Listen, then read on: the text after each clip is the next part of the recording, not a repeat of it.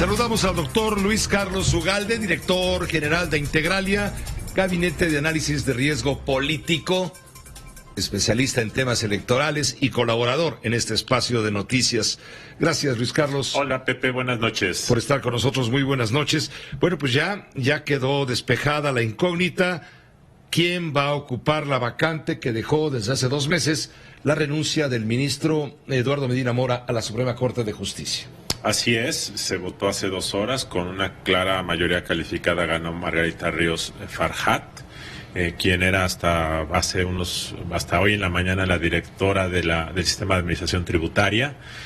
Muchos argumentaron que era una mala idea que alguien que es subordinada de López Obrador fuera nominada a la Corte, pero la verdad es que entiendo que causó una buena impresión en la Corte, que generó votos de convencimiento quizá en la mitad del grupo parlamentario del PAN. Sé que la mayoría de los senadores del PRI también votaron por ella y quizá algunos de MC. Muchos senadores de Morena preferían a Magaloni. Ana Lamara Magaloni. No sé si al final hayan votado unánimemente, pero es probable que muchos de Morena hayan votado por Magaloni, quien obtuvo 25 votos. Bueno, en la sesión los senadores emitieron 94 votos a favor de Margarita Ríos Farjat. No estaban los 128 senadores, es decir... Hubo 122 sufragios. Exacto. 95 Ríos Farjat, 25 Magaloni, entiendo, sí. Y uno Diana López Mauri, creo que se llama. Diana Álvarez Mauri. Diana Álvarez Mauri.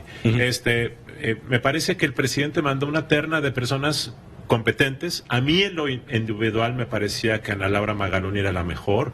Tiene una enorme trayectoria académica, una enorme trayectoria de trabajo en cárceles, con comunidades.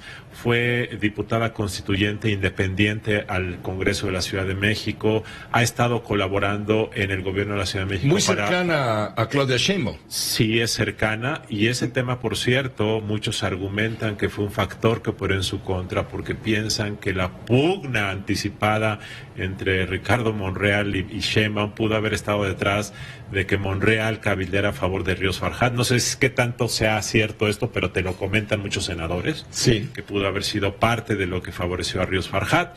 Si fue el caso, es una lástima, porque a mí me parece que Magaloni era una espléndida, espectacular candidata a la Corte, y lo lamento. Sé que Ríos Farjat es una profesional y seguramente es una conocedora y probablemente haga un buen trabajo, pero la señal de que sea una subordinada de López Obrador quien pase a la Corte, en mi opinión, no es la mejor señal.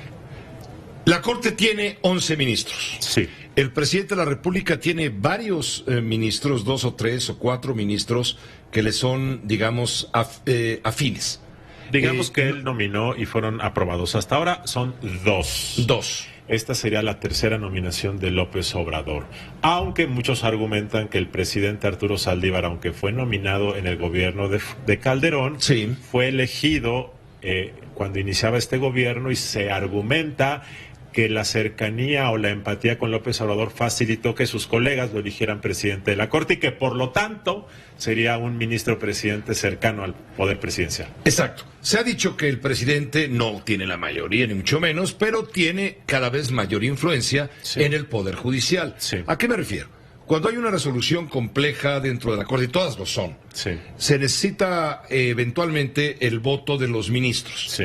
Bastan 8 votos de ministros para que una discusión...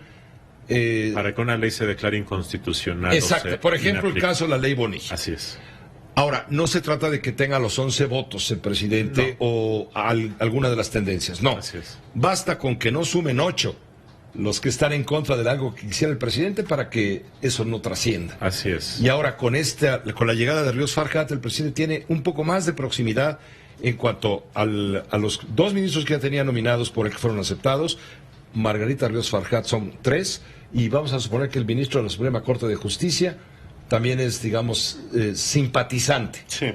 Ahí habría 4, ya no se juntarían nunca los 8 en alguna resolución en contra del presidente. Yo no creo que sea tan automático, Pepe. Por ejemplo, la primer nominado que hizo el presidente López Obrador se llama Alcántara, ¿es correcto? ¿Cuál es el nombre del primer ministro?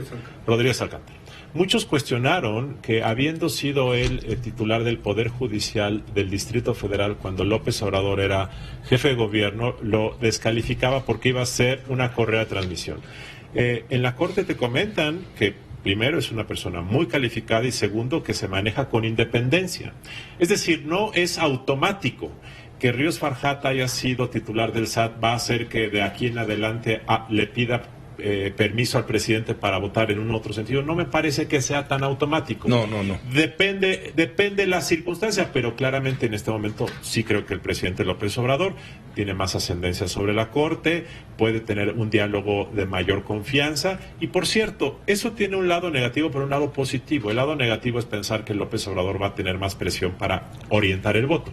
Pero el lado positivo es que yo creo que López Obrador se siente más cómodo con la Corte y eso evita que la descalifique. Es decir, hace 2 semanas se anunció la reforma del Poder Judicial y estaba Ricardo Monreal con el presidente de la Corte.